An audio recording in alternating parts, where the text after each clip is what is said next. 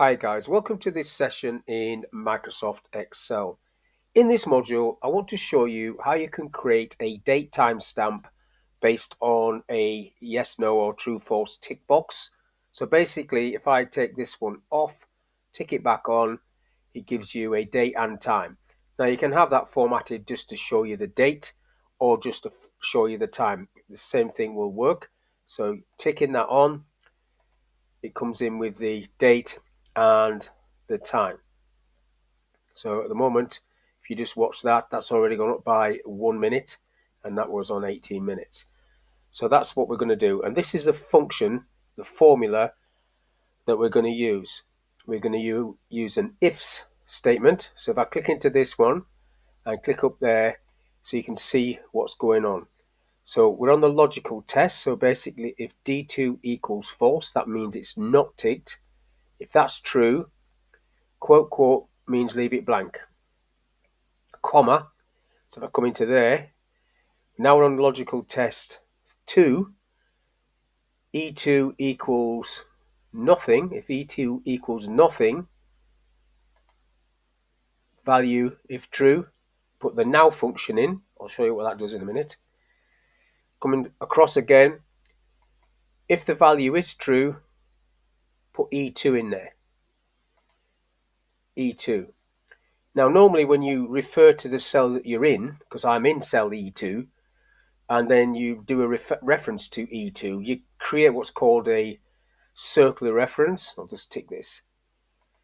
A circular reference, you have to go into options to tick this. If I go to File, Options, under Formulas, you have to tick this, Enable Iterative Calculations. You have to have that ticked, and then it will ignore the circular reference error that comes up. Otherwise, this would just be an error. So how do I do it? Actually, so I'll have Bob, and then I'll insert a checkbox. So insert checkbox, and now I'm going to do that formula. Basically, obviously looking at row 11, not 2.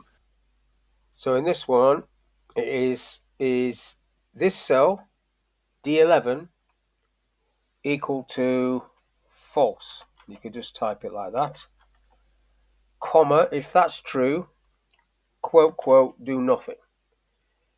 Comma, so that moves along to the next test, which is, does E, we're in E11, is E11 blank, basically? So E11, this is where that circular reference would normally pop up. E11 equals, quote, quote, blank. Comma, so if that's true, it will put the now function in there. So if there's something in there, like there is here, it won't do anything. But now it's going to do the now function. So putting now function in there. So now, open and close bracket, that is the date and time. So that's the value if true on that one, comma. Logical test now is true. If it's true, comma, E11. Close the bracket on that. Let's see what happens. Tick that. So that's gone blank. If I tick that, it puts the date and time in there. So that's working fine. So this one's referring to row 1. That should actually be D2 and E2. I've inserted the titles after I copied that. So basically, this is a great tool, a date timestamp that will not change. This will not change. That's staying there until I tick it on and off like I've just done there. So ticking that back on puts the date timestamp in there for you. So if you don't want the format to be this, say you just want it to be a date or a time, you can just go and do Control and 1 and get yourself into this, and then you can change the time layout here. So let's say I don't want the minutes, I can get rid of that like so. Click OK, and then I've just got the date, even though it's using the now function, which is date and time. Likewise, if you just wanted the time, you'd go in there and get rid of the other bit and leave the hours and minutes on at the end there. And then it would be a timestamp. It would still be a date and timestamp, but you were only seeing the actual time part of it. Now, I said I'd tell you what the now function does. So if I just type equals now, open and close bracket, that's what it does. It just gives you the date and time.